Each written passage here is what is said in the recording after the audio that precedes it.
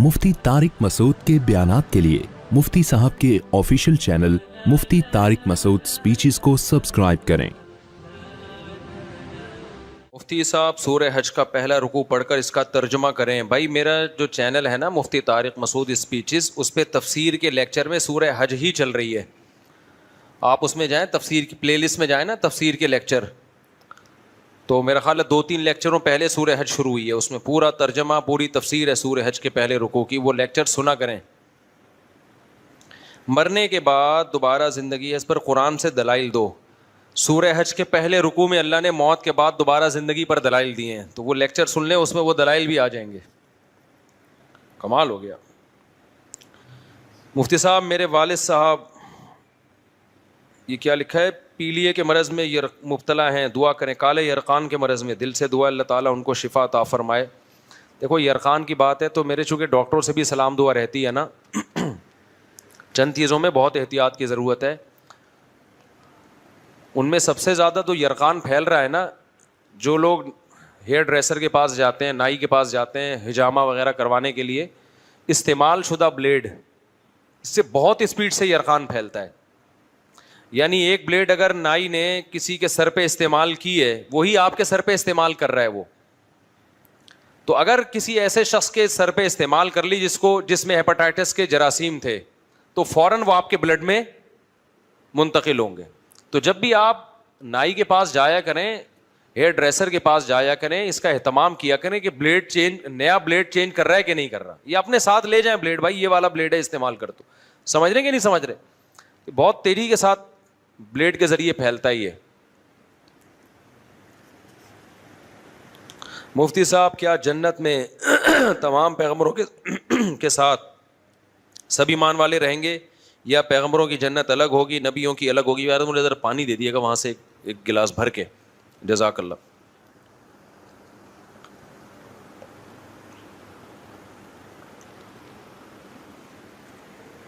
देखो जन्नत में पैगंबरों के साथ जो रहेंगे ना, हदीस में आता है जैसे मैं और यतीम की कफालत करने वाला जन्नत में मेरे साथ ऐसे होंगे। तो ऐसे होने का मतलब क्या है? जिसका जितना बड़ा मकाम होगा उसको उतनी ही ज़्यादा पैगंबरों की ज़ियारत नसीब होगी, अल्लाह की भी और पैगंबरों की भी। तो ये मतलब है साथ रहने का जितना ज़्यादा होगा।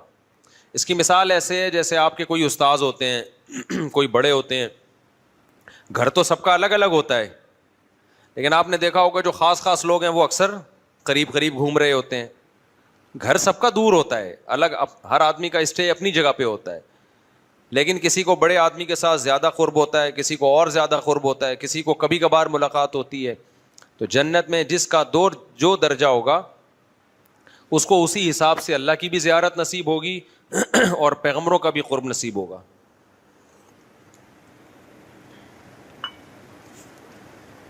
क्या मुहर्रम में हलीम पाकिस्तानी रस्म और तफरी की नीयत से घर के अंदर बनाना जायज़ है? अच्छा देखो, 2 चीज़ें होती हैं। एक है बिदअत। बिदअत कहते हैं सवाब की नीयत से या मज़हब समझ के कोई काम करना। तो मुहर्रम में अगर कोई सवाब समझ के हलीम बनाता है तो ये तो बिदअत अमल है।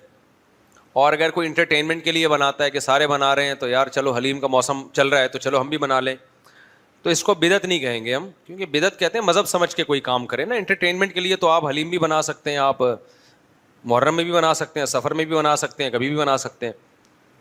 लेकिन बात यह है कि अगर आप इंटरटेनमेंट के लिए मुहर्रम में हलीम बना रहे हैं, उसमें बुराई यह है कि तायीद हो रही है बिदअत की। इससे तायीद किसकी हो रही है? बिदअत की तायीद हो रही है, क्योंकि बहुत से लोग इसको मुहर्रम के में सवाब समझ के करते हैं कि भाई मुहर्रम में, क्योंकि हम भी बचपन में जब हलीम खाया करते थे ना, तो वो हलीम ये नीयत से बना करता था कि इमाम हुसैन जो थे वो करबला में भूखे प्यासे शहीद हुए, तो अब हमने इस दिन क्या करना है, लोगों को खिलाना है ताकि वो जो है सदका करें और उनकी याद ताज़ा करें। तो ये तो बिदअत अमल है।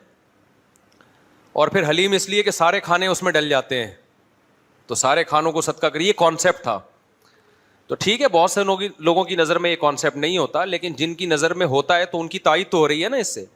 तो इसलिए हम मना करते हैं कि इसकी तायीद भी मत करो, छोड़ दो, मुहर्रम सफ़र में कर लो, हलीम की देखें। तो इसलिए हम मना करते हैं। बाकी एंटरटेनमेंट के लिए कोई किसी भी महीने में कुछ करता है तो वो बिदअत के ज़ुमरे में बहरहाल नहीं आता वो। اور بہت سے لوگ تو ویسے ہی حلیم بنا رہے ہوتے ہیں, ان کا محرم سے تعلق نہیں ہوتا, وہ قربانی کا گوشت بچا ہوا ہوتا ہے, 2-3 مہینے گزر چکے ہوتے ہیں, وہ کہہ رہے ہیں آپ اس کو ٹھکانے لگانا ہے تو چلو کیا بنا لو, حلیم بنا لو. بعض لوگ اس لیے بھی بنا رہے ہوتے ہیں. ہمارے ایک دوست نے حلیم بنایا, ان کو پتہ بھی نہیں تھا کہ محرم چل رہا ہے, تو وہ ویسے ہی بنایا انہوں نے, تو بعض دفعہ اس لیے بھی بن رہا ہوتا ہے. لیکن یہ ہے کہ نہ بناؤ تو اچھا ہے یار, کوئی اور کام کر لو. روزہ رکھا کرو, روزہ. جماعت کی نماز بلا کسی عذر چھوڑنا اور گھر میں پڑھ لینا جائز نہیں ہے بھائی, کبیرہ گناہ ہے. ایک آدھ دفعہ ہو جائے تو صغیرہ ہے, عادت بنا لو تو کبیرہ ہے. نبی صلی اللہ علیہ وسلم نے فرمایا جو لوگ گھر میں نماز پڑھتے ہیں, مسجد میں نہیں آتے, اگر ان کی عورتوں بچوں کا خیال نہ ہوتا تو میں لوگوں کو حکم دیتا کہ جا کے لکڑیاں جلاؤ اور ان کے گھروں کو آگ لگا دو. اتنی شدید وعید ہے.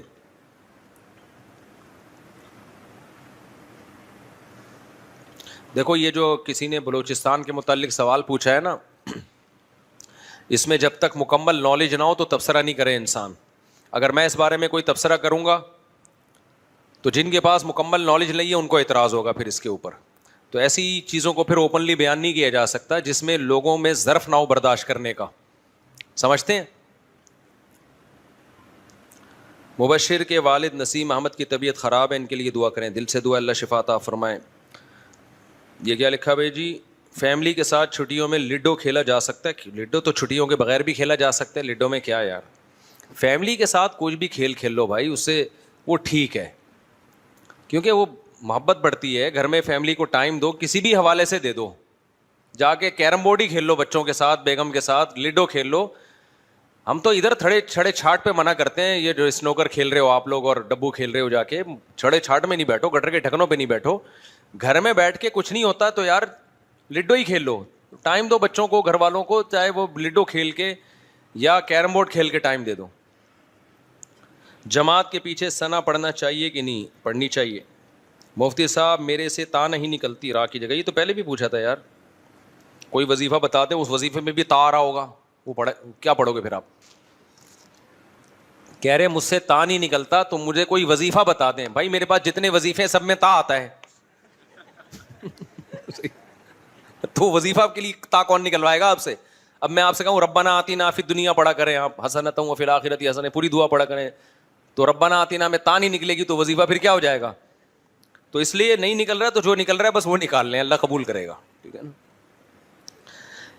بریلوی سے شادی کرتے ہیں کہ نہیں کر سکتے ہیں کہ نہیں کر سکتے؟ میں نے تو کی نہیں ہے, میں نے بتایا پھر گرین چینل میں میری شادی ہوئی تھی بھائی. تو بات دیوبندی بریلوی شیعہ اس کی اہل حدیث کی نہیں ہے.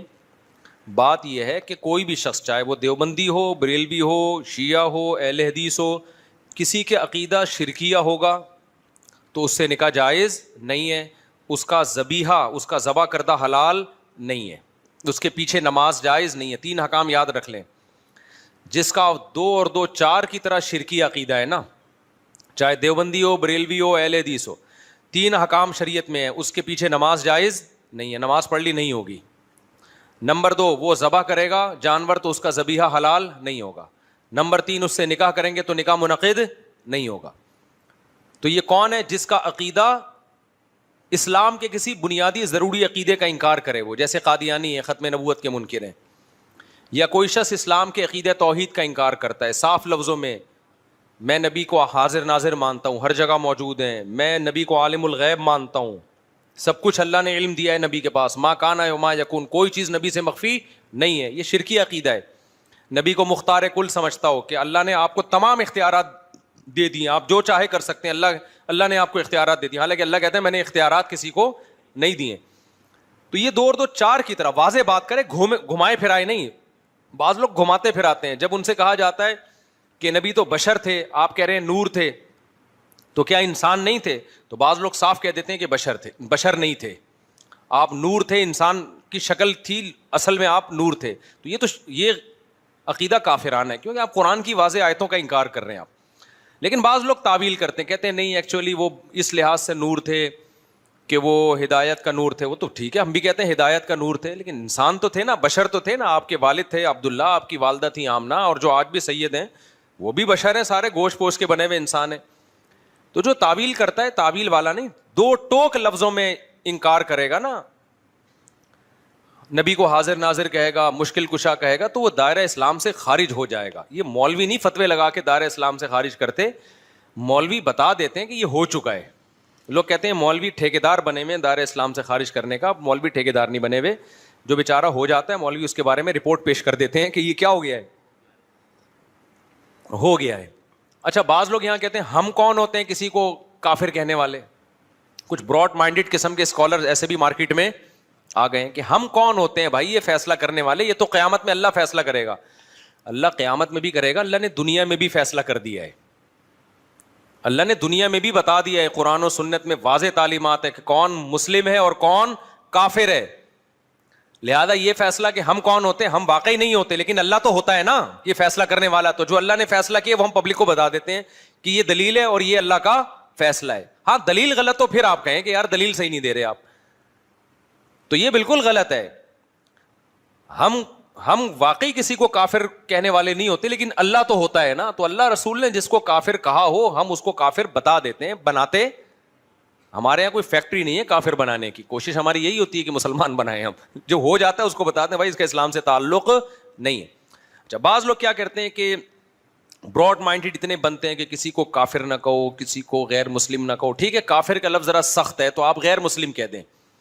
جب غیر مسلم کو بھی آپ کافر کہتے ہیں نا تو اس کو چڑ ہوتی ہے اس سے. تو کسی کو ہمیں طنز کرنا تو شریعت میں پسندیدہ نہیں ہے نا, تو اس کے لیے آپ اس کو کافر نہ کہیں, غیر مسلم کہہ دیں. یہ ہلکا لفظ ہے, اس پہ وہ تو خود مانتا ہے کہ میں مسلم تھوڑی ہوں. یہ ایک الگ بات ہے کہ ہم کافر کو کافر کے بجائے ہم کیا کہیں گے, ایک ادب تمیز کا لفظ استعمال کریں گے, بھائی یہ غیر مسلم ہے. جیسے قرآن نے بھی اہل کتاب کو اہل کتاب کہا, ایک رسپیکٹ دی نا ان کو, لیکن یہ تو نہیں کہا کہ یہ مسلم ہے, یہ تو نہیں کہا نا. اتنی رسپیکٹ تھوڑی دینی ہے کہ ہم افورڈ ہی نہ کر سکیں. بھائی آپ پیار سے کسی کو بیٹا کہہ دو, اس نے کہا نادرا میں بھی میرا نام ڈال دو. آپ نے کہا بھائی اتنی رسپیکٹ دوں گا جو میں افورڈ, ہاں اتنی نہیں ہوتی کہ آپ کو سگے بچوں میں اور محلے کے بچوں میں فرق ہی ختم ہو جائے. ایسا تو اپنے بچوں کے ساتھ تو ہی نہیں ہے. تو اللہ نے اسلام کا ایک دائرہ رکھا ہے, اگر آپ ہر شخص کو اس اسلام کے دائرے میں لے آؤ گے تو مسلم غیر مسلم کی جو باؤنڈری ہے وہ کیا ہو جائے گی, ختم. اور اللہ یہ باؤنڈری کو قائم رکھا ہے, قیامت تک رہے گی. یہ فرق ہے اللہ کے ہاں, اس میں اس کے شرعی احکام ہیں. تو غیر مسلم کا ذبیحہ حلال نہیں ہے سوائے یہودی عیسائی کے, غیر مسلم سے نکاح جائز نہیں ہے سوائے یہودی عیسائی کے, اور غیر مسلم کے پیچھے نماز جائز نہیں ہے. وہ تو یہودی عیسائی ہو اس کے پیچھے بھی جائز نہیں ہے. سمجھتے ہو کہ نہیں سمجھتے؟ تو یہودی عیسائی ایسے غیر مسلم ہے کہ ان کو اللہ نے 2 پروٹوکول دے دیے کہ ان کی عورت سے نکاح کر سکتے ہیں, ان کے مرد سے نہیں ہو سکتا. نمبر 2, وہ جب جانور ذبح کریں گے تو وہ حلال ہے ہمارے لیے. یہ صرف عیسائی اور یہودی کو پروٹوکول دیا. مسلمانوں میں کوئی مشرک ہو جائے اس کو یہ پروٹوکول نہیں دیا, اس کی کوئی دلیل نہیں, کیونکہ وہ بڑا مجرم ہے نا, توحید میں پیدا ہو کے شرک کر رہا ہے. ارے عیسائی تو پیدا عیسائی گھرانے میں ہوا نا, اس کا جرم ہلکا ہے. مسلمان پیدا توحید میں ہوا, ہمیشہ ایاک نعبد و ایاک نستعین پڑھتا ہے اور جاتا پھر مزاروں پہ سجدے کرتا ہے, تو یہ بڑا مجرم ہے. اس کا ذبیحہ حلال نہیں ہے, ایسی عورت سے نکاح جائز نہیں ہے. سمجھتے ہو؟ کیونکہ یہ ارتداد کے حکم میں ہے, مرتد کے حکم میں. اب کیا مسئلہ ہے کہ یہ جو اسلام کے دائرے میں لوگوں نے کہا ہے کہ بھائی ہم نے جوڑ پیدا کرنے کے لیے اب ہر ایک کو ہم مسلم ہی سمجھیں گے یا سب کے پیچھے نماز جائز ہے, یہ بھی غلط ہے. بعض لوگ یہ کہتے ہیں نماز ہم تو بھائی ہر ایک کے پیچھے پڑھ لیتے ہیں, ہمیں اس سے کوئی غرض نہیں, ہم براڈ مائنڈیڈ لوگ ہیں. تو براڈ مائنڈیڈ بننے کی بھی ہمیں اتنی اجازت ہے جتنی شریعت نے اجازت بولو دی. نہ اتنے کڑوے بنو کہ لوگ تھوکنا شروع کر دیں, نہ اتنے میٹھے بنو کہ لوگ نگلنا شروع کر دیں. ہمارے ابا کا ملفوظ ہے یہ. وہ ہوا یہ تھا کہ ایک انٹی آ کے نا ہمارے گھر میں بیٹھی رہتی تھی 24 گھنٹے, ہماری والدہ کی دوست بن گئی تھی وہ. اب میری والدہ کی طبیعت میں سخاوت تھی, کھلاتی پلاتی بہت تھی, قرضے لے کے کھلاتی تھیں. جب انتقال ہوا تو ٹھیک ٹھاک قرضہ والدہ پہ چڑھا ہوا تھا, تو ان کی عادت تھی بس قرضے لے کے کھلاتے رہو. جو پیسے مانگنے آ رہے ان کو پیسے دے دیتی تھی. خرچہ کس کا ہو رہا تھا؟ ابا کا. ٹھیک ہے, ابا کو ڈر گیا یار اپنے خرچے پہ, چلو سخاوت اچھی ہوتی ہے. والدہ کے پاس اپنا خرچہ بھی ہوتا تھا, اس میں بھی کرتی تھی. تو اب کیا ہوتا تھا, ایک انٹی آ کے ہمارے گھر میں بیٹھ گئی, وہ جا ہی نہیں رہی, ان کے مزے لگ گئے کہ یار فری پھوکڑ کا کھانا بھی آ رہا ہے, فری پھوکڑ کا. تو ہماری والدہ بھی پھر بڑی گپ شپ والی تھی, تو ابا نے 2-3 دن تو برداشت کیا. اس کے بعد ہمارے ابا ہماری والدہ کو لے کے بیٹھے, بولا بھائی انٹی کیا لگتی ہے آپ کی, 2-3 دن سے میں دیکھ رہا ہوں جب بھی گھر میں آؤ یہ بیٹھی ہوتی ہیں, تو ان کو بولو پتلی گلی سے نکلو بھائی, اپنے گھر جاؤ. یہ کوئی گھر بار نہیں ہے کیا؟ والدہ نے کہا اصل میں دیکھوں میں ان کو اب کیسے بولوں کہ آپ چلی جائیں, اب یہ آ جاتی ہے بیچاری, میں کیسے منع کروں. اس وقت میرے والد صاحب نے کہا بھائی وہ ہمیں نصیحت یاد رہ گئی, نہ اتنے میٹھے بنو کہ لوگ کھانا شروع کر دیں. آپ کے اخلاق اتنے اچھے ہو گئے, سارے محلے والے آپ کے گھر میں آ کے بیٹھ گئے جی, کہ مفتی صاحب تو کبھی نو کرتے ہی نہیں ہے نا, بھگاتے ہی نہیں ہے. اور نہ اتنے کڑوے بنو کہ لوگ آپ سے نفرت کرنا شروع کر دیں. کیا آپ نے مسافہ کرنا بھی چھوڑ دیا؟ دور سے جا رہا ہے تو آپ گالیاں دینا شروع کر دیا آپ نے, دفعہ ہو یہاں سے, تاکہ آئے نہیں قریب آپ کے. تو یہ میرے والد صاحب کے بڑے, اور والد صاحب تھے بھی پریکٹیکلی ایسے ہی تھے وہ, یعنی وہ عملی زندگی میں بھی اسی طرح ہی تھے. نہ اتنے میٹھے بنے کہ لوگوں نے کھانا شروع کر دیا, نہ اتنے کڑوے بنے کہ لوگ بھاگنا شروع ہو گئے, کہ نفرت کرنا شروع کر دی. تو یہاں بھی مذہب کے معاملے میں بھی ایسا ہے بھائی کہ ہم غیر مسلم کے معاملے میں نہ اتنے میٹھے بنیں گے کہ غیر مسلم کو بھی مسلم کہنا شروع کر دیں ہم, اور ہم کہیں جو شخص بھی اسلام کی طرف نسبت کر دے, کوئی ختم نبوت کا انکار کرے, ہم براڈ مائنڈیڈ بنے. کوئی بات نہیں یار, انکار ہی کیا ہے نا, اللہ خود پوچھ لے گا, یہ ہمارا مسلم بھائی ہے. کوئی کہے کہ نبی صلی اللہ علیہ وسلم عالم الغیب ہیں, مختار کل ہیں, مشکل کشا ہیں, کہ نہیں یار ہم کسی کو کافر نہیں کہہ سکتے. ہم سب کے پیچھے نماز پڑھ لیں گے. اس کا مطلب آپ اتنے میٹھے بن گئے ہو کہ اب لوگ آپ کو کھانا, اور آپ کو نہیں کھائیں گے, اسلام کو کھانا شروع کر دیں گے. توحید اور غیر توحید میں فرق کیا ہو جائے گا؟ ختم. جب سب کے پیچھے نماز ہوگی تو کل پھر اتنے براڈ مائنڈیڈ بنیں گے کہ ہندو بھی مسجد بنا کے کھڑا ہو جائے گا. ہندو کے پیچھے بھی ہو رہی ہے, پھر تو عیسائی کے پیچھے بھی ہو رہی ہے, پھر تو یہودی کے پیچھے بھی ہو رہی ہے, پھر تھوڑے دنوں میں مسجد اور مندر کے نام چینج ہو جائیں گے. مسجد کو لوگ پیار سے مندر کہیں گے, مندر کو لوگ پیار سے کیا کہیں گے؟ مسجد کہیں گے. یار ان چیزوں میں کچھ نہیں رکھا. جب علماء کہیں گے نا, کہتے ہیں نہیں براڈ مائنڈیڈ بنو. تو یہ براڈ مائنڈیڈ, دیکھو انگریز جو براڈ مائنڈیڈ آج بنا ہوا نا, ابا لیس ہو گیا, یہ براڈ مائنڈیڈ ہونے کی وجہ سے ہوا نا. تو اتنی جلدی نہیں ہوا ہے. شروع میں انہوں نے کیا کہا, پردے کو ختم کیا اپنی سوسائٹی سے. پھر انہوں نے نکاح کے نظام کو ختم کیا, girl friend boy friend system آیا. پھر ہوتے ہوتے ابا مارکیٹ سے آہستہ آہستہ شارٹ ہو گئے. پھر اتنے براڈ مائنڈیڈ بنے کہ لڑکی لڑکے کا فرق ختم, ہومو سیکچولیٹی کو, ایل جی بی ٹی کے بعد کیو آیا, پھر کیو کے بعد بھی اتنی چیزیں آ گئی ہیں نا, پوری حروف تہجی انگلش کی ختم ہو جائے گی. ایل جی بی ٹی کا مطلب لیسبین, اور یہ گائے ہے, اور یہ فلانا ہے, تو ڈمکانا ہے. تو اتنی قسم کی فیلنگز مارکیٹ میں آ گئی, ہر فیلنگ کو انہوں نے ایک الگ الفابیٹ کا نام دے دیا. تو زیڈ تک پہنچ جائیں گے. یہ سمجھ رہے ہو کہ نہیں سمجھ رہے؟ تو یہ براڈ مائنڈیڈ. تو مذہب کی بھی ایک میرے بھائی باؤنڈری ہے, اس سے آگے جانے نہ اس میں اتنے کڑوے بنے کہ ذرا سی باتوں پہ آپ لوگوں کو کافر کہنا شروع کر دیں. جیسے ایک مولوی صاحب تقریر کر رہے تھے کہ جو ٹی وی دیکھتا ہے وہ دائرہ اسلام سے خارج ہے. یہ تقریر سچی مچی کی بتا رہا ہوں, پرانی بات ہے. ہمارے استاذ کہتے ہیں میں بیان میں بیٹھا ہوا تھا, میں نے جا کے اس مولوی صاحب سے جلسے کے بعد پوچھا, مولوی صاحب یہ فتویٰ تو مارکیٹ میں نیا ہے کہ جو ٹی وی دیکھتا ہے وہ دائرہ اسلام سے خارج ہے, یہ آپ نے کیسے کہہ دیا؟ تو مولوی صاحب کہتے ہیں میں نے احتیاطاً کفر کا فتویٰ لگایا اس کے اوپر. میں نے احتیاطاً کفر کا فتویٰ لگایا تاکہ لوگ ٹی وی سے بچیں. تو احتیاطاً تو کفر کے فتوے سے بچا جاتا ہے, لگایا تھوڑی جاتا ہے. سمجھ میں نہیں آ رہی بات؟ ایک آدمی کی باتوں سے آپ کو ایسا لگتا ہے کہ یہ مشرک ہے, لیکن اس کی تعویل ہو سکتی ہے. بھائی ہو سکتا ہے اس کا یہ مطلب ہو سکتا ہے اس کا یہ مطلب ہو. تو اسلام کہتا ہے اچھے مطلب کو ترجیح دو آپ. یعنی کسی کی بات کے 100 مطلب نکلتے ہوں, ایک مطلب سے لگتا ہو کہ یہ مسلم ہے, 99 مطلب سے لگتا ہو کہ یہ کافر ہے, تو ایک جو اچھا مطلب ہے نا, آپ نے اس کو ترجیح دے کے اس کو دائرہ اسلام سے خارج نہیں کرنا. سمجھتے ہو کہ نہیں سمجھتے؟ حتی الامکان تعویل کرنی ہے اس کی. تو احتیاطاً کفر کے فتوے سے بچا جاتا ہے, احتیاطاً کفر کا فتویٰ دیا نہیں جاتا, تعویل کی جاتی ہے. لیکن ایک مرحلہ ایسا آتا ہے کہ آپ کے پاس اس کی تعویل کا کوئی آپشن بچتا ہی نہیں. آپ تعویل کر رہے ہو, سامنے والا کہہ رہا ہے میں خود اس تعویل کو نہیں مانتا. جیسے بعض لوگ کہتے ہیں کہ نبی صلی اللہ علیہ وسلم مشکل کشا ہیں, جب بھی آپ سے دعا مانگو آپ حاجت پوری کرتے ہیں, اللہ نے آپ کو اختیار دیے ہیں. ہم اب کفر کا فتوے سے بچانے کے لیے ان کی تعویل کرتے ہیں. اصل میں ایکچولی ان کا مطلب یہ ہے کہ جب ہم نبی سے مانگتے ہیں تو فرشتے ہماری پکار نبی تک پہنچاتے ہیں, پھر نبی صلی اللہ علیہ وسلم کی بات فرشتے اللہ تک, یا اللہ ڈائریکٹ سنتا ہے, پھر اللہ تعالیٰ فرشتوں کو کہتا ہے. تو اس طرح ہم کہ یہ اس کی حاجت پوری کرو نا, تو شاید یہ مطلب ہو. وہ کہتے ہیں نہیں ہمارا یہ مطلب بالکل بھی نہیں ہے, ہمارے نبی کو یہ اختیار دیا ہے. تو اب کیا تعویل کرے گا؟ اب الہی تعویل کے اول تو یہ بھی ہم تعویل جو کر رہے ہیں اس کی بھی تو کوئی شرعی دلیل نہیں ہے نا. اللہ نے کہا ڈائریکٹ کس سے مانگو؟ مجھ سے مانگو. لیکن ہم گھما پھرا کے اس کو شرک سے بچانے کے لیے بہت تعویل کریں. اگلا کہے نہیں بھائی یہ آپ خود کر رہے ہو, میں تو اس بات کو مانتا ہوں کہ یہاں سے آپ نبی کو پکارو گے, نبی یہیں سے بیٹھے بیٹھے ہماری پکار سنیں گے, اور اللہ نے آپ کو یہ خود بخود اختیارات دیے ہوئے, آپ جو چاہیں اپنی قبر میں بیٹھے بیٹھے کر سکتے ہیں, لوگوں کی حاجت پوری کر سکتے. اب اس کا کوئی مطلب میرے بھائی بنتا نہیں ہے. پھر بھی آپ کو دائرہ اسلام میں لانے کا شوق ہے تو پھر تو عیسائی بھی دائرہ اسلام میں. عیسائی توحید کا لفظی طور پہ منکر نہیں ہے, نبوت کا منکر ہے, جبکہ اللہ کی نظر میں توحید کا منکر نبوت کے منکر سے زیادہ بڑا مجرم ہے. سمجھتا نہیں ہے نا بات کو.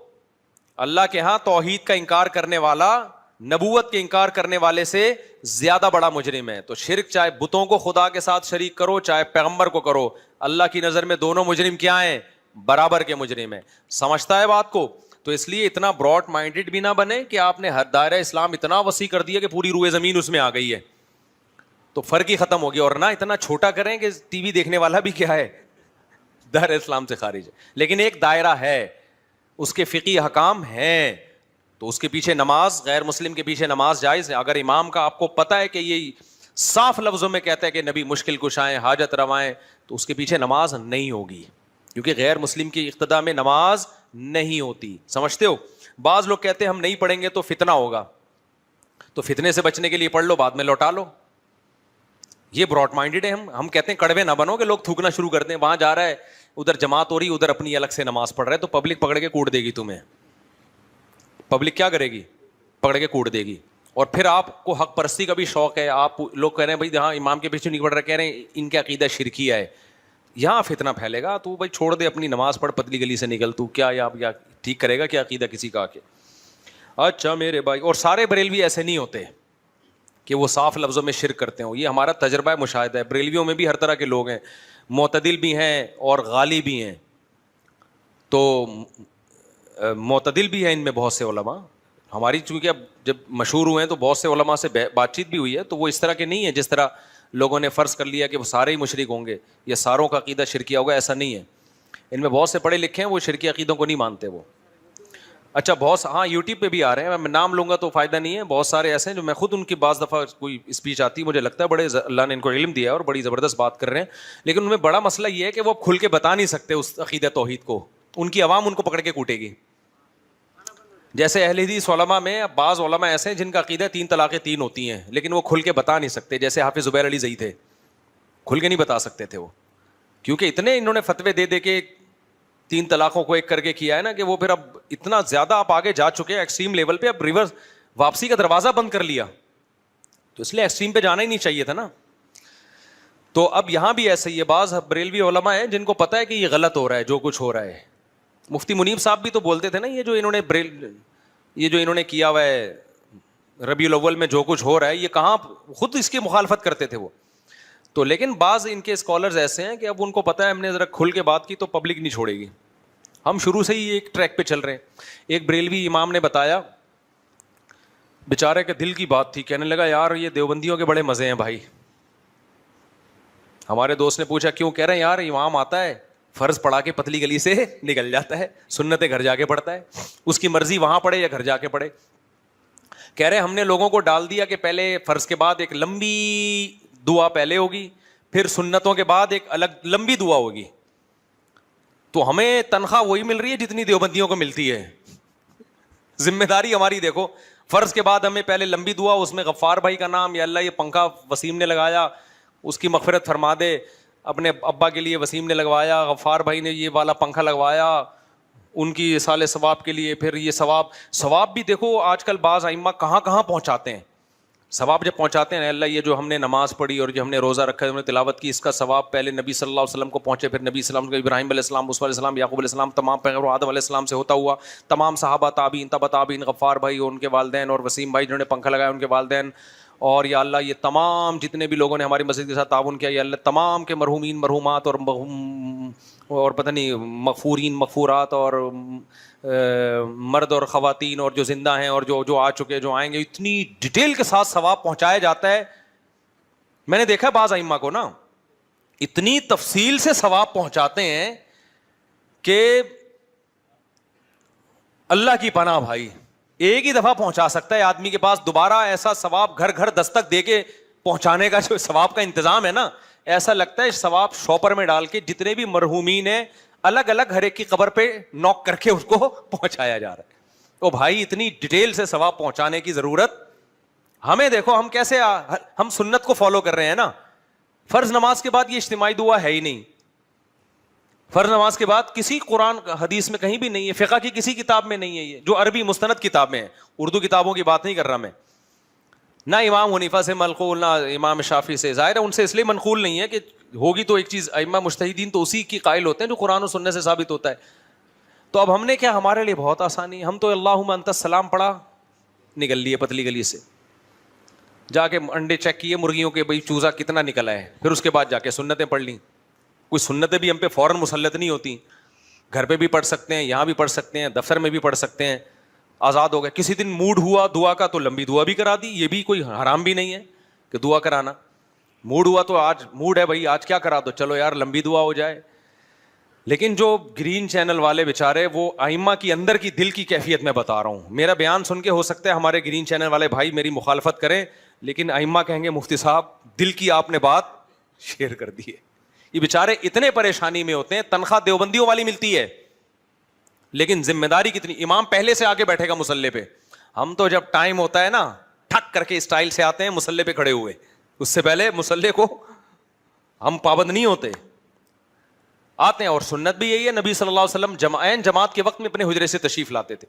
ہمارے جو بیچارے گرین چینل والے بھائی ہیں ان میں امام آدھا گھنٹہ یا 10 منٹ پہلے آ کے بیٹھے گا مصلی پہ، بڑی تمیز سے بیٹھ جائے گا وہ، بالکل بسم اللہ صلو علی الحبیب، بڑی تمیز سے بیٹھے گا وہ. میں بیچارے اماموں کی عکاسی کر رہا ہوں دل کی. وہ کہیں گے مفتی صاحب آپ نے آج پہلی دفعہ ہمارے حقوق پہ کسی نے آواز اٹھائی ہے، تو بیٹھ جائیں گے. پھر وہ اقامت ہوگی تو تمیز سے امام صاحب بیٹھے رہیں گے. حی علی الصلاۃ سے پہلے کسی کو کھڑے ہونے کی اجازت نہیں ہے، تو اس سے پہلے امام بیٹھا ہوا ہوگا نا. تو یہ ذمہ داری اس کی الگ سے، امام کو کوئی چارجز، کوئی پیسے تنخواہ نہیں ملتی. پھر جب اقامت ہوگی، پھر نماز ہوگی، پھر اس کے بعد امام صاحب نے دعا کروانی ہے مقتدیوں کی طرف رخ کر کے، یا اللہ فلانا کو مغفرت، فلانے کی پنکھا ونکھا، بہت بہت زبردست پروگرام چلتا ہے بھائی، چھوٹا موٹا نہیں چلتا. اس کے بعد پھر امام پابند ہے، وہیں سنتیں پڑھے، وہیں سنتیں پڑھے گا. اور جلدی بھی نہیں پڑھ سکتے اتنی اسپیڈ جتنی پبلک کی اسپیڈ ہے، کیونکہ ایسا نہ ہو پہلے فارغ ہو گئے تو گھر جانے کی اجازت نہیں ہے، ابھی دوبارہ دعا ہوگی، پھر وہ لمبی چوڑی دعا، پھر اس میں ان اللہ و ملائکتہ والی آیت بھی لازمی پڑھنی ہے، پھر وہ اس کے بعد درود شریف میں جو آتا ہے پھر سب درود شریف، تو بہت لمبا حساب کتاب چلتا ہے. اس کے بعد امام صاحب کی چھٹی ہوتی ہے، اور پھر امام کا کام ہر تیجے میں جانا، 40 میں بھی جانا، یہ سب چیزیں بھی. پھر نماز جنازہ بھی ہماری کتنی ہلکی پھلکی نماز جنازہ ہے، ادھر جنازہ آیا ہم نے 4 تکبیرات کہیں، فارغ ہو گئے. پھر ہماری مرضی، ہمیں کندھا دیں نہ دیں، کندھا دینا ثواب ہے، دے دیتے ہیں اکثر، پوری زندگی پڑی ہے اس کے لیے، دعا کرتے رہو. ان کے ہاں جنازہ بھی بڑا لمبا ہے، جنازہ ہوگا پھر اس کے بعد دوبارہ سے دعا ہوگی، وہ دعا بھی جہری ہوتی ہے، اس میں پورا میت کے لیے آپ نے وہ. تو بیچارے جو بریلوی امام ہے نا ان کی ڈیوٹی بہت زیادہ ہے بھائی، ان کی تنخواہ ڈبل کر دو. میں صحیح کہہ رہا ہوں، یا تو تنخواہ بڑھاؤ یا امام کو چاہیے ہڑتال کریں. ہم اسٹائل ہمارا، ہمیں تنخواہ دیوبندی والی دی جا رہی ہے، ذمہ داری ہم پہ ڈبل ڈالی جائے، یا تو تنخواہ ڈبل کرو یا پھر ذمہ داریاں ختم کرو. تو یہ دیکھنا، یہ میرا مقصد کسی مسلک کی توہین نہیں ہے، میرا مقصد ہے ریلوی اماموں کے حق میں آواز اٹھانا کیونکہ بیچارے بہت قسمہ پرسی میں ہوتے. دیوبندیوں کے اس لحاظ سے بڑے مزے ہیں بھائی، بہت مزے ہیں، آئیں گے آرام سے تمیز سے نماز پڑھائی، پتلی گلی سے نکل لی. پھر جمعے کو ان کے اور لمبے پروگرام چلتے ہیں، جمعہ بہت لمبا ہوتا ہے ان کا، اور بھی الگ چیزیں چل رہی ہوتی. مفتی صاحب عرضی ہے کہ میں ایک طالب علم، میری شادی ہے، میں نے گھر تو بنایا ہے مگر حق مہر اور خرچہ. ابے بھائی میرے سے پیسے نہیں مانگا کرو، کچھ بھی ہو جائے نا یہ دماغ میں رکھو، میرے سے پیسے مانگنے کی اجازت نہیں. مفتی صاحب میرا سوال یہ ہے کہ بھائی کسی ٹرسٹ کا نام لے کے نہ پوچھا کرو کہ یہ ٹھیک ہے کہ غلط ہے. کئی بار بتایا ہے، کسی ٹرسٹ کے بارے میں پوچھا ہے یہ ٹھیک ہے کہ غلط ہے، آپ کو خود تحقیق کرو اس ٹرسٹ پہ. آپ کو ٹرسٹ ہے تو آپ تعاون کرو، ٹرسٹ پہ ٹرسٹ نہیں ہے تو آپ تعاون نہ کرو. سمجھتے ہو کہ نہیں سمجھتے؟ ایسا نہیں ہوتا کہ میں یہاں بیٹھ کے بتاؤں وہ ٹھیک ہے وہ غلط ہے. اگر میں کہوں وہ فلانا ٹرسٹ ٹھیک ہے, کل غلط ہو گیا تو کیا ہوگا؟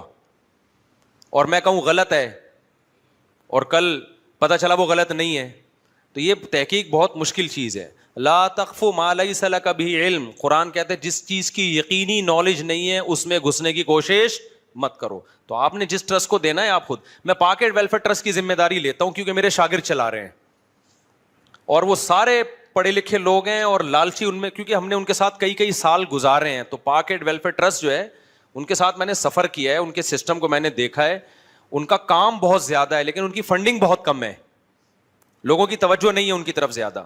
تو میں اس کی ذمہ داری لے سکتا ہوں. اس میں اگر کوئی فالٹ نظر آئے تو آپ مجھے بتائیں, کیونکہ میں نے پھر جب اس کے پروموٹ کیا تو پھر کوئی شکایت ہوگی تو پھر میرا فرض بنتا ہے کہ میں انتظامیہ کو کمپلین کروں. تو وہ بہت اچھے بڑے بڑے علماء ہیں جن کی نگرانی میں وہ چل رہا ہے اور وہ لالچی نہیں ہے. باقی ٹرسٹ کا میں نہیں کہہ رہا لالچی ہیں, وہ آپ جانیں بھائی, آپ ان کو دیکھیں, آپ کو اعتماد ہے تو آپ تعاون کریں, اعتماد نہیں ہے تو آپ تعاون نہ کریں. چاندی کی چین پہننا مرد کے لیے حرام ہے. جی بالکل حرام ہے. اگر پہنے تو نماز ہوگی, مکروہ ہوگی, دوبارہ لوٹانی پڑے گی. مکروہ اور حلال میں کیا فرق ہے؟ دیکھو کچھ چیزوں کے شریعت میں دلائل 2 اور 2 4 کی طرح ہوتے ہیں جس سے صاف پتہ چل جاتا ہے کہ یہ حلال ہے. کچھ چیزیں ایسی ہیں جن میں 2 اور 2 4 کی طرح پتہ ہے کہ یہ اسلام میں کیا ہے, حرام ہے. کچھ چیزیں ایسی جن میں دونوں طرف دلائل ہوتے ہیں. ایک مجتہد کا خیال ہوتا ہے کہ یہ ناجائز ہے, دوسرے کا خیال ہوتا ہے یہ جائز ہے. تو جس کا خیال ہوتا ہے ناجائز ہے تو وہ اس کے لیے حرام کا ورڈ استعمال نہیں کرتے کیونکہ سخت لفظ ہے نا, اس کے لیے مکروہ کا لفظ استعمال کرتے ہیں. لیکن ان کی نظر میں ہوتا وہ ناجائز ہی ہے. مکروہ سے مراد مکروہ تحریمی ہوتا ہے. تحریمی کا مطلب ناجائز ہے. جیسے جھینگا ہے, کیکڑا ہے, اس کے بارے میں فقہا کا اختلاف ہے. امام شافعی کے یہاں جائز ہے, امام حنیفہ کہتے ہیں جائز نہیں ہے کیونکہ کسی صحابی سے بھی ثابت نہیں ہے, تابعی سے بھی ثابت نہیں ہے. اور جو ہے تو اب انہوں نے اس کے لیے ہلکا لفظ استعمال کیا, حرام کا لفظ نہیں, کیونکہ حرام کا لفظ استعمال کرتے تو کتے اور شیگے میں کوئی فرق بولو نہیں رہتا. اب کتا تو کوئی بھی جائز نہیں کہتا نا, جھینگے میں اختلاف ہے تو مکروہ کا لفظ استعمال کیا کہ بھائی نہیں کھاؤ گناہ ملے گا, لیکن سخت لفظ استعمال بولو نہیں کیا. کیونکہ اگر حرام کا لفظ استعمال کریں جھینگے کیکڑے کے لیے تو اس کا مطلب شافی لوگ کیا حرام کھاتے ہیں کیا؟ صحیح ہے نا, پھر بزنس بھی حرام ہو جائے گا, پھر تو تجارت بھی, حالانکہ جھینگے کیکڑے کی تجارت بالکل جائز ہے کیونکہ اختلافی مسئلہ ہے. لیکن مکروہ کہا انہوں نے, مکروہ کا مطلب جائز نہیں ہے. ہم کیوں, ہمارے نزدیک دلائل اس کے زیادہ ہیں کہ یہ مچھلی میں داخل نہیں ہے یہ چیزیں, اور قرآن سے سنت سے میں مچھلی کا جواز پتہ چلتا ہے. اس پہ دلائل کیا ہے میں الگ سے کلپ ریکارڈ کروا چکا ہوں.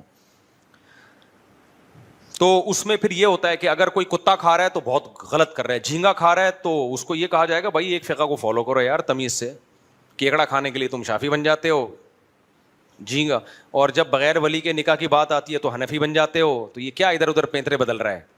تو ایک کو فالو کرو نا تمیز سے. تو اتنی تنبیہ کی جائے گی, اس سے زیادہ آگے نہیں بڑھا جائے گا. تو ہم بھی یہی کر رہے ہوتے ہیں. میں نہیں کھاتا جھینگا, مجھ سے کوئی مسئلہ پوچھے منع کر دیتا ہوں, پھر بھی میرے سامنے بھی بیٹھ کے کھا رہا ہو تو چھیڑتا نہیں ہوں اس کو, چھیڑتا اس کو جو کتا کھائے گا میرے سامنے بیٹھ کے, اس کو بولوں گا اپنے گھر جا کے کھائی, ہمارے سامنے ہماری وہ نہیں خراب کر تو. اچھا میرے بھائی یہ ہو گیا مکروہ حلال کا فرق. میرے بھائی امہات المومنین میں سے کسی نے نبی صلی اللہ علیہ وسلم کو کیا معاذ اللہ زہر دیا تھا؟ آپ کا کلپ چل رہا ہے, بکواس ہے, بالکل غلط ہے. میرا کوئی ایسا کلپ نہیں ہے, اس میں ایڈیٹنگ کی ہے, میرے کلپ چلائے جا رہا ہے جس سے یہ تاثر دیا جا رہا ہے کہ میں گویا اس کا قائل ہوں کہ امہات المومنین میں سے کسی نے معاذ اللہ نبی کو زہر دیا تھا. پیچھے حضرت عائشہ کی بات چل رہی ہے, وہ جملہ الگ ہے, تو کٹ کیا کسی نے آدھا جملہ اور اگلا. یہ بالکل ایسے ہی جیسے ابھی میں مثال دے رہا تھا نا, ابھی میں مثال دے رہا تھا کہ ابھی نہیں کوئی مثال دے رہا تھا کہ آپ کتے کو جائز سمجھتے ہیں یا کچھ اس طرح کی. اب کوئی اتنا ٹکڑا چلا دے کہ کتے کو جائز.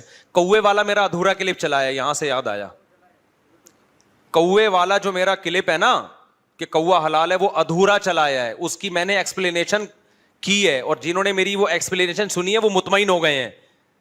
لیکن فتنہ پرست لوگ وہ کوے والا پرانا کلپ چلا رہے ہیں, حالانکہ اس میں ایک نیا کلپ میں نے پوری وضاحت کی ہے, اس کی حوالے دیے ہیں, اور میں بتایا کہ کون سے کوے کو میں نے حلال کہا ہے اور کون سا کوا کیا ہے, اس کوے کو میں نے حلال نہیں کہا. سمجھتے ہو یا نہیں سمجھتے؟ لیکن فتنہ پرست لوگوں کو جب جواب مل بھی گیا تو بھی وہ پرانا کلپ چلا رہے ہیں. تو اس کا مطلب بھائی آپ کا مقصد علم کی اشاعت نہیں ہے, آپ کا مطلب فتنہ پھیلانا ہے. اچھا کچھ ایسے بدبخت بھی ہیں, میرا پرانا کلپ چلایا انہوں نے کوے, پھر کمنٹس بھی کیے اور پھر تبصرے بھی کیے, مذاق بھی اڑایا. جب نیا میرا وضاحتی بیان آیا ہے پوری ڈیٹیل کے ساتھ تو ان کو مل بھی گیا, پھر بھی انہوں نے رجوع کا اعلان نہیں کیا. پھر بھی حالانکہ ان کا یہ فرض بنتا تھا کہ یار ہم نے مفتی صاحب کا مذاق اڑایا, اب دیکھو ان کا یہ بیان آیا ہے تو ہمیں اس سے پتہ چلتا ہے پرانا بیان سمجھنے میں غلطی ہوئی تھی, یہ ہے تو میں اپنے الفاظ واپس لیتا ہوں. لیکن کوئی بھی ایسا نہیں ملا جو اپنے الفاظ واپس لے رہا ہو. تو اس کا مطلب یہی ہے کہ علم کی اشاعت نہیں, ایک دوسرے کو نیچا دکھائیں. یوٹیوب پہ نا ایک جنگ چل رہی ہے ایک دوسرے کو نیچا دکھانے کی, کشتی ہے, اکھاڑا ہے. تو یہ علمی میدان ہے بھائی, اکھاڑے کا میدان تھوڑی ہے یہ. اچھا میرے بھائی کلپ چل رہا ہے شاید ایڈیٹنگ کی ہے. جی ہاں ایڈیٹنگ کی ہے, شاید نہیں یقینی. امہات المومنین تو ہمارے ایمان کا حصہ ہیں بھائی, ہماری مائیں, ہمارا ایمان ہے. نبی کی زوجات کیا ہیں؟ ہماری مائیں ہیں. تو ہم تو سوچ بھی نہیں سکتے. یہ تو بہت ہی کوئی بدبخت ہوگا جو اپنی ماں بھی مانے اور پھر الزامات بھی لگائے. قرآن نے صاف کہہ دی نا وَأَزْوَاجُهُ أُمَّهَاتُكُمْ, ان کی بیویاں کیا ہیں؟ تمہاری مائیں ہیں. تو بس ختم کر دیا قرآن نے, جو ہے نا چیپٹر ہی کلوز کر دیا. مارے صغیر کے مدارس اور مساجد میں یہ فتنہ ہے کیا صاحب زادہ امام بنتا ہے والد کے انتقال کے بعد, وہ مدرسے کا محتمم بنتا ہے حالانکہ وہ اہل نہیں ہوتا, اس زوال کا کیا حل ہے؟ ہمارے شیخ حضرت مفتی رشید احمد صاحب رحمہ اللہ تعالیٰ نے جب مدرسہ بنایا تو اپنے بیٹوں کو نامزد نہیں کیا, بلکہ میرے شیخ حضرت مفتی عبد الرحیم صاحب کو نامزد کیا کہ میرے بعد یہ بنیں گے. نہ قوم ایک جیسی, ہمارے حضرت تھے پنجابی اسپیکنگ تھے, اور جو ہمارے حضرت کے نائب تھے وہ میواتی تھے. قوم بھی آپس میں میچ بولو نہیں کر رہی. کلچر میں بھی بڑا فرق تھا. ہمارے حضرت وڈیرے اور جو ہوتے ہیں نا پنجاب کے جو چودھری ٹائپ کے بڑی بڑی پگڑیوں والے, بڑے اونچے خاندان کے مالی لحاظ سے, جبکہ ہمارے جو حضرت کے نائب تھے وہ مالی لحاظ سے کوئی اونچے خاندان کے نہیں, گاؤں کے تھے. لیکن صلاحیت اور استعداد اور بہت اچھی طرح پرکھنے کے بعد ان کو اپنا نائب بنایا. پھر جو میرے شیخ مفتی عبد الرحیم صاحب ہیں, ان کے بیٹے بہت نیک ہیں.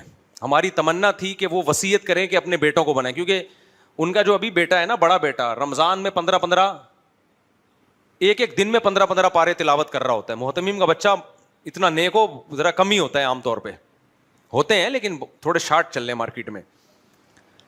تو اتنا میرا شاگرد ہے, وہ مجھ سے ہدایت پڑھی ہے اس نے, ان کے بیٹے نے, بڑے والے بیٹے نے, اور جو بھی اس سے ملتا ہے بیٹے سے کہتا ہے یار یہ بچہ بڑا ماشاءاللہ نیک ہے, بڑا نیک بچہ ہے ماشاءاللہ, عبادت گزار, خدمت گزار. میں نے کبھی اس کو اونچی آواز میں بات کرتے ہوئے نہیں دیکھا. اتنا نیک, شریف, حب جاہ حب مال میری خیال کے مطابق اس میں نہیں ہے. ہمیں یہ چاہت تھی کہ اسی کو بناتے, لیکن وصیت کی ہے کہ میرے مرنے کے بعد میرے بیٹے نہیں بنیں گے, کسی بھی انتظامی معاملات میں نہیں ہوں گے. پہلے سے وصیت لکھ دی ہے, بلکہ یہ کہا میرے خاندان کا بھی کوئی فرد نہیں ہوگا. سمجھ میں آ رہی ہے بات؟ تو ہم نے جو شیخ کسی کو بنایا ہے نا, تو وہ ایسے نہیں بنا لیا. وہ ہم جب اسکول میں پڑھتے تھے نا, تو ایک شخص نے کہا کہ میرے ابا ایسے کرتے ہیں, میرے ابا یوں کرتے ہیں, میرے ابا, دوسرے نے کہا تو نے ایسا ابا پالا ہوا کیوں ہے؟ تو ہم اس سے کہتے تھے, کوئی اپنے ابا کی بڑی شکایتیں کر رہا تھا, تو ہم لوگ کہتے تھے بھائی ابا تو قدرت کی طرف سے ملتے ہیں, تو وہ تو جیسے بھی ہوں برداشت کرنا ہے, ابا ہے نا. لیکن شیخ جو ہے انسان خود سلیکٹ کرتا ہے, وہ قدرت کی طرف سے نہیں ملتا. شیخ آڑا ترشا ہوگا تو مرید سے سوال کیا جائے گا, بھائی یہ تو تیرا انتخاب تھا نا, ابا تو جو اللہ نے دے دیے وہ جو ہو گئے وہ برداشت کرو آپ, ٹھیک ہے نا.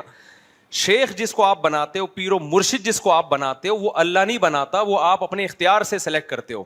تو ہم نے جس کو اپنے اختیار سے شیخ بنایا ہے نا, تو ہم نے بہت کچھ دیکھا ہے, ان کے ساتھ ٹائم گزار کے ہم نے انتخاب کیا کہ یار یہ اس قابل ہیں کہ ان کو پیر و مرشد بنایا جائے. تو ان کا رویہ یہ ہے کہ انہوں نے پہلے سے وصیت کر دی کہ میرے خاندان کا کوئی فرد جامعۃ الرشید کی انتظامیہ میں نہیں ہوگا, پہلے سے وصیت کر دی انہوں نے. اور ان کے جو بھائی, اور دیکھ لیں کسی عہدے پہ نہیں ہیں, ان کے جو بڑے بھائی ہیں وہ سب سے کم درجے کی کتابیں پڑھا رہے ہیں مدرسے میں, بڑے بھائی درجہ اولا کی کتابیں پڑھاتے ہیں. تو یہ بہت کم ظرف ہوتا ہے. لیکن اس کے باوجود بعض دفعہ ایسا ہوتا ہے کہ محتمم کا بیٹا ہی اس قابل ہوتا ہے کہ اس کو بنایا جائے.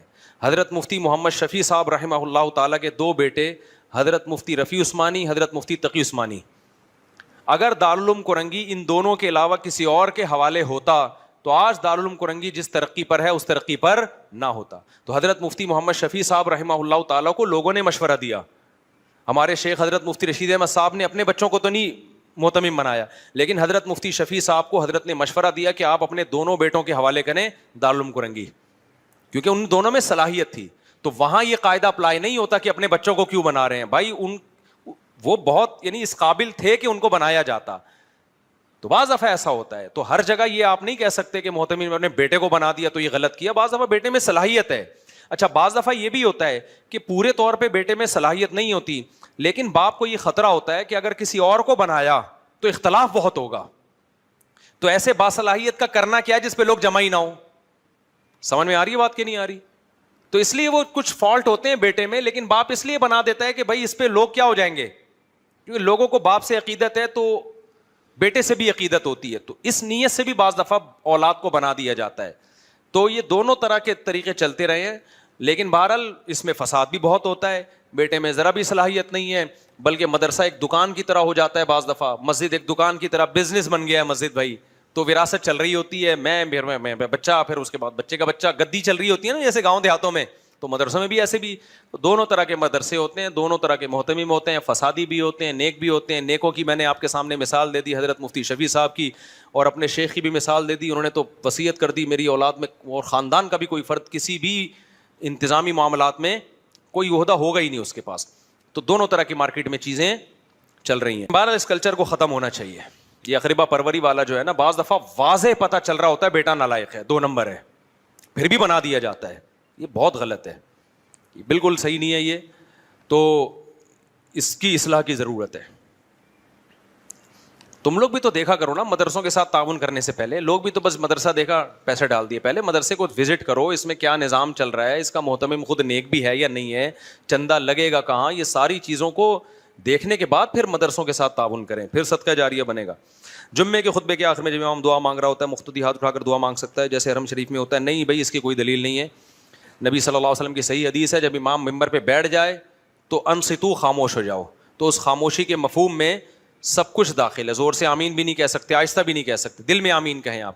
تو ہماری نظر میں یہ حدیث بالکل واضح ہے, اور اسی وجہ سے اس میں یہ ہے کہ خاموشی, حرکت سے بھی نبی نے منع کیا ہے خطبے کے دوران. یہاں اتنا بھی منع کیا کہ کوئی باتیں کر رہا ہو تو اس کو یہ بھی نہیں بول سکتے کہ چپ ہو جاؤ. تو اس لیے یہ جو احادیث ہیں بہت واضح ہیں. میں نے کرسچن مرغی بیچنے والے سے پوچھا ذبح کرتے وقت کیا پڑھتے ہو, اس نے کہا باپ بیٹا. وہ عیسائی جو ہے نا ذبح کرتے ہوئے حضرت عیسیٰ بن مریم کا نام لیتے ہیں. فتویٰ یہی ہے کہ اگر کوئی واقعی سچی مچی کا عیسائی ہے تو ذبح کرتے ہوئے اگر وہ عیسیٰ ابن مریم کا بھی نام لے گا تو حلال ہو جائے گا, ذبیحہ حلال ہو جائے گا, اگرچہ یہ شرک ہے. لیکن اسلام نے جب عیسائیوں کو یہ پروٹوکول دے دیا نا, تو ان کے مذہب کی خامیوں کو مانتے ہوئے دیا ہے. اس کی مثال ایسے جیسے مشرک عورت سے نکاح جائز نہیں ہے, لیکن عیسائی عورت سے نکاح جائز ہے, حالانکہ وہ مشرک ہوتی ہے نا, عیسیٰ علیہ السلام کو اللہ کا بیٹا کہہ رہی ہے. لیکن جب نکاح کی اجازت دے دی تو اسلام شرک کو منع کرنے کے باوجود اس معاملے میں, نکاح کے معاملے میں اس شرک کو اسلام نے کیا کیا ہے, اس کو ویلیو نہیں دی. اس میں بہت ساری مصلحتیں تھیں. تبھی قرآن میں جہاں یہودی عیسائی عورت سے اللہ نے نکاح کی اجازت دی ہے, وہاں اللہ نے یہ بھی کہا وَمَن يَكْفُرْ بِالْإِيمَانِ فَقَدْ حَبِطَ عَمَلُهُ, کہ اگر کوئی کافر بن جائے گا نا اس کا اعمال برباد ہو جائیں گے. کیا مطلب, ہم تمہیں جو نکاح کی پرمیشن دے رہے ہیں اس کا مطلب یہ نہیں ہے کہ ان کے مذہب کو تم قبول کر لو یا ان کے شرک کو تم ذہنی طور پہ مان لو. تو جیسے عیسائی عورت جو عیسیٰ علیہ السلام کو اللہ کا بیٹا کہتی ہے, اس کے باوجود اس سے نکاح جائز ہے, تو عیسائی جو حضرت عیسیٰ کو اللہ ہی کا ایک کلمہ سمجھ رہا ہے حقیقی معنی میں, اور وہ ذبح کرتے ہوئے اسی کا نام لے رہا ہے, تو اس کے باوجود اس کا ذبیحہ حلال ہے, کیونکہ ان کی نظر میں عیسیٰ اور اللہ کا مصداق ایک ہی چیز ہے, جو کہ غلط ہے. لیکن اسلام نے اس بارے میں تسامح کیا ان کے ذبیحے کی حد تک. پھر بھی احتیاط اسی میں ہے کہ مسلمان قصائی کیا مر گئے ہیں کیا, جو اتنے ٹیکنیکل طریقے سے جا کے وہ باپ بیٹا بھی کہہ رہے ہیں اور آپ ذبح بھی یعنی کر رہے کھا رہے ہو. تو یہاں جہاں ضرورت ہوگی تو کر لو, ورنہ اللہ اکبر پڑھنے والے کیا مارکیٹ سے شارٹ ہو گئے ہیں. دوسرا, اس عیسائی کو آپ یہ کہتے ہیں کہ بھائی تو باپ بیٹا کہہ لینا, عیسائیوں کے لیے جب تو ذبح کرے تو باپ بیٹا کہہ لینا, ہمارے لیے ذبح کر تو کیا کر لے, اللہ کو تو عیسائی بھی مانتا ہے نا, تو خالی اللہ کا نام لے لے بھائی. تو یوں کہتے بسم اللہ اللہ اکبر, تیرا کیا جا رہا ہے, ورنہ ہم تجھ سے گوشت لینا چھوڑ دیں گے. اس کو ترغیب دے دیں نا بھائی. عیسائی بسم اللہ اللہ اکبر کا منکر تو نہیں ہے نا, اگر وہ ذبح کرتے ہوئے اللہ اکبر کہہ دے گا تو یہ اس کے عقیدے کے خلاف تھوڑی ہو جائے گا, تو آپ اس کو بولے تو باپ بیٹا کرتا رہے بیٹھ کے دوسروں کے لیے. ہمارے لیے جب تو مرغی ذبح کر تو کیا بولتے منہ سے؟ اللہ اکبر بولتے, ہم خوش ہو جائیں گے, ہماری مرغی بالاتفاق حلال ہو جائے گی, ٹھیک ہے نا, تیرا کوئی نقصان نہیں ہے. غیرت کے بھی تو کچھ مسائل ہوتے ہیں نا, ہم تو باپ بیٹا نہیں سمجھتے بھائی. اللہ لم یلد ولم یولد, اللہ نے نہ کسی کو جنا نہ وہ کسی سے جنا گیا. مرغی کھانے کے لیے آپ باپ بیٹے پہ کیسے کمپرومائز کر سکتے ہو؟ تو آپ اس کو بول دو یار تو اللہ اکبر کہہ دیا اگر ہمارے لیے. ہمارے بر صغیر کے مدارس اور مساجد میں اتنا ہے کہ ضرور صاحب زیادہ امام بنتا ہے, یہ میں نے بتا دیا. اور کوئی بھائی کسی کا سوال ہو جی بیٹا جلدی سے شاباش پوچھو, پھر مجھے بھی جانا ہے. ہاں 4 مہینے میں واپس آتے تھے. تو تبلیغ میں بھی جب سال کے لیے نکالتے ہیں تو بہت ساری اس میں تفتیشات ہوتی ہیں. پہلے گھر کے حالات پوچھے جاتے ہیں کہ فتنہ تو نہیں ہوگا, یہ ساری چیزوں کا خیال کیا جاتا ہے. ہاں ہاں جی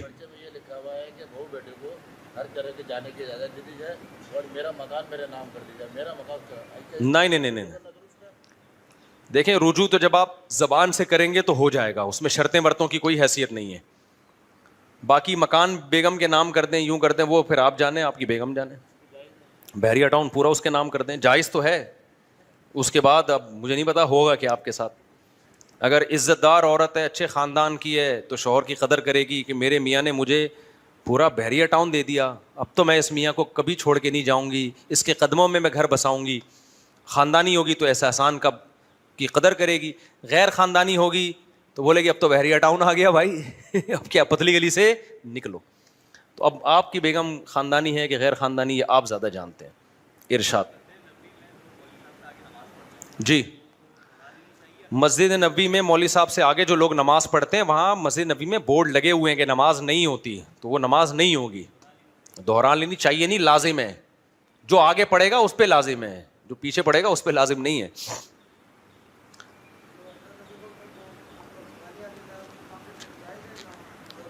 ہاں کیوں نہیں, جو حضرت ابو بکر کی صدیقیت کا انکار کرے تو وہ اسلام سے خارج ہے. جی وعلیکم السلام.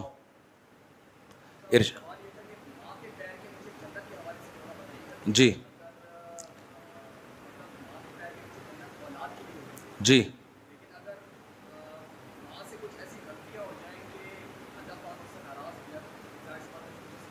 جی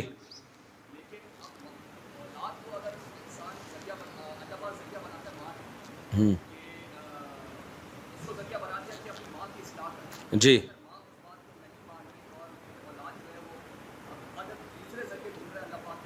جی میں سمجھ گیا آپ کا سوال. دیکھیں ان کا سوال یہ ہے کہ ماں کے قدموں کے نیچے جنت ہے, لیکن ماں اگر کچھ غلطیاں کر رہی ہے اور وہ ٹھیک نہیں ہو رہی ہے تو کیا ہم سختی کر سکتے ہیں اس کے اوپر, زبردستی اس کو اس عمل سے روک سکتے ہیں؟ یہی حاصل ہے نا آپ کے سوال کا, یا ہم برداشت ہی کریں گے؟ پہلی بات تو یہ کہ قرآن نے جو ماں باپ کے احترام کا حکم دیا تو یہ مانتے ہوئے کہ اگر وہ غلط ہیں تو بھی, دیکھیں اس سے بڑی غلطی شرک سے بڑا کوئی جرم نہیں ہو سکتا, اور اس سے بھی بڑا جرم یہ کہ وہ آپ کو شرک پہ مجبور کر رہے ہوں. وَإِن جَاهَدَاكَ عَلَىٰ أَن تُشْرِكَ بِي, تمہیں مجبور کر رہے ہیں کہ تم بھی ہماری طرح کافر ہو جاؤ. اتنی غلط بات کی دعوت. پھر بھی قرآن کہتے ہیں صاحبہما فی الدنیا معروفا, پھر بھی ان سے اچھی طرح سے پیش آنا ہے. یہ تو ان حقوق سے تعلق ہے جس کا اللہ کے حقوق سے تعلق. شرک کس کا حق ہے؟ توحید اللہ کا حق ہے نا. لیکن ایک بات خوب سمجھ لیں, اگر ماں باپ ظلم کر رہے ہیں, یعنی ظلم سے میری مراد ہے کہ مخلوق کے حقوق ضائع کر رہے ہیں, ظلم کر رہے ہیں, تو پھر ظلم سے بچانے کے لیے اولین کوشش تو یہی ہوگی کہ محبت سے. اگر وہ محبت سے باز نہیں آ رہے اور آپ سمجھتے ہو کہ تھوڑا سخت لہجے میں بات کرنے سے وہ مان جائیں گے, تو پھر سخت لہجے میں بات کرنا بھی جائز ہوگا. سمجھ میں آ رہی ہے بات کہ نہیں آ رہی؟ کیونکہ جو جہاں تک اللہ کے اپنے حقوق کا تعلق ہے وہ تو اللہ خود ہی نہیں مٹ لے گا. لیکن اگر جو مخلوق پہ ظلم زیادتی ہو رہی ہے تو پھر شریعت میں ہمیں واضح حکام ہے کہ پھر آپ نے اس کے خلاف آواز اٹھانی ہے. مثال کے طور پر ماں بہن بیٹی کو وراثت نہیں دینے دے رہی باپ کے مرنے کے بعد, اب لڑکی پہ بیٹی پہ ظلم ہو رہا ہے, مائیں بعض مائیں ایسی ہوتی ہیں, تو پھر یہاں آپ کے لیے قانون کا سہارا لینا, کورٹ میں جانا کہ بھئی یہ اس کو وراثت ملے گی یا میری وراثت مجھے نہیں مل رہی, تو پھر آپ بہتر تو یہی ہے کہ چھوڑ دیں. نہیں آپ سمجھتے تو آپ کورٹ بھی جا سکتے ہیں اپنا حق لینے کے لیے. بعض دفعہ آپ کی ماں ظلم بہت زیادہ کر رہی ہے بہو کے اوپر, بہت زیادہ واضح طور پہ ظلم کر رہی ہے, اور آپ کو معلوم ہے کہ اگر میں بالکل خاموش رہا تو یہ ظلم کی نوعیت اور زیادہ بڑھ جائے گی. تو اولین کوشش تو یہ ہو کہ بہو کو الگ کر دو ماں سے. اگر آپ کو پتہ چلتا ہے کہ میری ماں ہی اس میں ظالم ہے تو بیوی کو کیا کرو, الگ رکھو ماں سے. پھر ماں رونا دھونا لگائے کہ نہیں میں نہیں رہ سکتی, تو بھائی پھر اس میں آپ پر ماں کی اطاعت لازم نہیں ہے, آپ کو الگ رکھنا پڑے گا, کیونکہ اپنے حقوق کے چکر میں دوسرے کے حقوق کا ضائع نہیں کیا جا سکتا. تو حتی الامکان کوشش کرو زبان نہ چلاؤ. لیکن ایسے موقع پہ اگر جہاں واضح ظلم ہو رہا ہو تو پھر مجبوراً آپ جو ہے نا تیز لہجے میں بات کر سکتے ہیں اس ظلم کو روکنے کے لیے. کیوں بعض دفعہ ایسا ہوتا ہے کہ اگر وہ بالکل چھوڑ دے دی جائے تو وہ ظلم بڑھتا, وہ ماں کے ساتھ بھی زیادتی ہوتی ہے, پھر وہ بہت زیادہ آگے نکل جاتی ہے. تو اس میں پھر گنجائش ہے.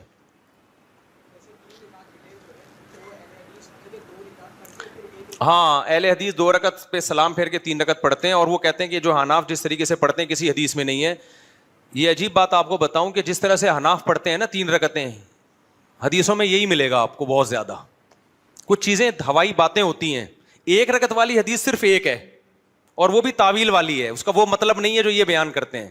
3 رکعت پہ تو بہت ساری حدیثیں ہیں, لیکن اہل حدیث کیا کرتے ہیں, فوراً حدیث پیش کرتے ہیں. حدیث میں آتا ہے کہ مغرب وتر کو مغرب سے تشبیہ نہ دو. اب ایک بتاؤ, حضرت عائشہ بھی بتا رہی ہیں, ام سلمہ بھی بتا رہی ہیں, نبی 3 رکعت وتر پڑھتے تھے. بہت ساری حدیثوں میں آ رہا 3 پڑھتے تھے, 3 پڑھتے تھے, 3 پڑھتے تھے. دوسری حدیث میں آ رہا ہے مغرب کے مشابہ نہ کرو. تو اس سے صاف پتہ چلتا ہے کہ اس کا یہ مطلب نہیں ہے کہ 1 رکعت پڑھو, اس کا مطلب ہے کمپلیٹلی مغرب جیسی نہیں ہونی چاہیے. تو ہم بھی کہتے ہیں کہ مغرب کی تیسری رکعت میں صرف فاتحہ پڑھی جاتی ہے, سورت نہیں ملائی جاتی, جبکہ وتر کی تیسری رکعت ایسے ہوگی جیسے مغرب کی پہلی رکعت ہے, اس میں فاتحہ بھی پڑھی جائے گی, سورت بھی ملائی جائے گی. مغرب کی نماز میں دعائے قنوت نہیں ہوتی, وتر میں دعائے قنوت بھی ہوگی. تو جب وتر میں آپ نے دعائے قنوت بھی پڑھ لی, تیسری رکعت میں فاتحہ کے بعد سورت بھی ملا لی, تو حدیث پر عمل ہو گیا کہ نہیں ہو گیا کہ مغرب سے مشابہ نہ کرو. اہل حدیث لوگ کہتے ہیں نہیں, جیسے جو ہم جس طرح سے کہہ رہے ہیں نا مشابہت نہ کرو, اس طرح سے مشابہت نہ کرو آپ. تو بھائی آپ کے مشورے پہ ہم کائنڈلی نہیں چلیں گے. ہمارے پاس بڑے بڑے مجتہدین ہیں تو حدیث کو ایکسپلین کرنے کے لیے. تو 3 رکعت میں بہت ساری حدیثیں ہیں, اور اس طرح سے تمام حدیثیں جمع بھی ہو جاتی ہیں. یہ جو 1 رکعت وتر والی حدیث ہے یہ واضح مفہوم نہیں ہے, کیونکہ حدیث میں آتا ہے کان نبی صلی اللہ علیہ وسلم یوتر بواحدۃ. یوتر بواحدۃ کا ایک مطلب یہ ہے کہ 1 رکعت وتر پڑھی. دوسرا مطلب حدیث ہی سے ثابت ہے کہ 1 رکعت کے ذریعے آپ نے ایون کو آڈ بنایا, جفت کو طاق بنایا. کیونکہ عربی میں وتر آڈ کو کہتے ہیں, سمجھ رہے ہو, جو 2 پہ تقسیم نہیں ہوتے, طاق کو کہتے ہیں. تو 1 رکعت کے ذریعے آپ نے کیا بنایا, 2 رکعتوں کو طاق بنائی, 2 کے بعد 1 رکعت ملائی تاکہ وہ جفت کے بجائے طاق نماز بن جائے. تو اس طرح سے تمام حدیثوں میں تطبیق ہو جاتی ہے. چلو بھائی,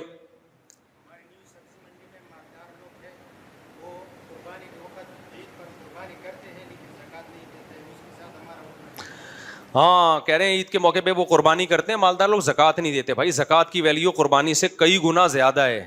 قربانی اسلام کا رکن تھوڑی ہے, جبکہ زکوٰۃ تو اسلام کا رکن ہے, نماز روزے کی طرح ہے.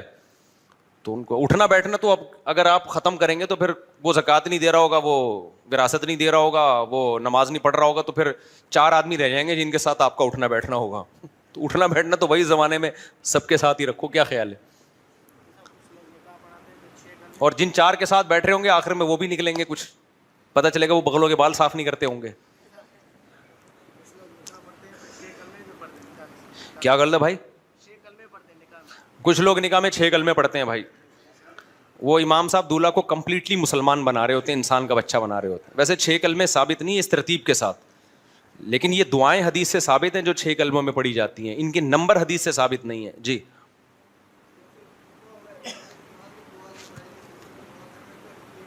نہیں, خطبے کے دوران چپ, اس کے علاوہ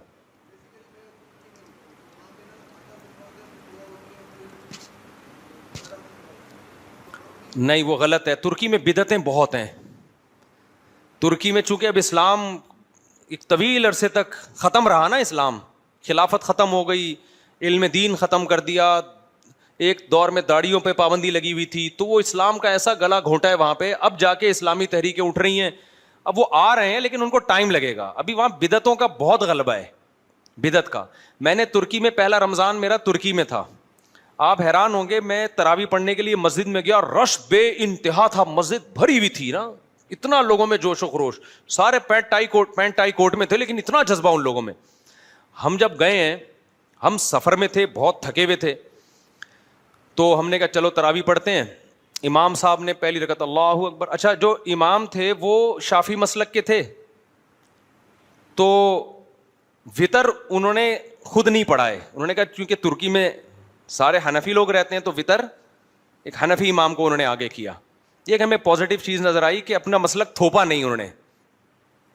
تو اب کیا ہے کہ جب انہوں نے نماز پڑھانا شروع کی نا, تراویح کی پہلی رکعت اللہ اکبر, ہم نے نیت باندھی,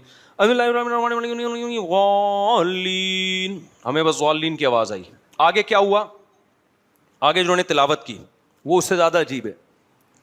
وہ تلاوت یہ کی ولا اعبد ما تعبدون ولا انتم عابدون ما اعبد لكم دینکم ولی دین, رکوع میں چلے گئے. میں سوچ رہا ہوں یہ کون سی سورت پڑھی ہے انہوں نے, کہاں سے شروع کیا ہے. سب ساتھی ہمارے یہ سوچ رہے. اگلی رکعت میں ولا الضالین کے بعد لم یلد ولم یولد ولم یکن لہ کفوا احد, رکوع میں. 2-4 رکعتوں تک تو ہمیں پتہ ہی نہیں چلا یہ تورات پڑھ رہے ہیں, انجیل پڑھ رہے ہیں, کہاں سے پڑھ رہے ہیں. قل یا ایھا الکافرون سے بھی شروع نہیں کر رہے تھے. ایک تو نا قل یا ایھا الکافرون سے شروع کرتے, بیچ سے ولا اعبد ما تعبدون ولا انتم عابدون ما اعبد لکم دینکم, 3 آیتیں آخر کی. پھر جب تیسری رکعت پڑھی ہے تو بھی ولا اعبد ما تعبدون ولا انتم عابدون ما اعبد لکم دینکم ولی دین. پھر جب اگلی رکعت ہے لم یلد ولم یولد ولم یکن لہ کفوا احد. 2-4 کے بعد میں پتا چلا بھائی یہ قل ہو اللہ بھی آدھی پڑھ رہے ہیں اور سورہ کافرون بھی آدھی. 20 کی 20 رکعتوں میں یہی پڑھا ہے انہوں نے.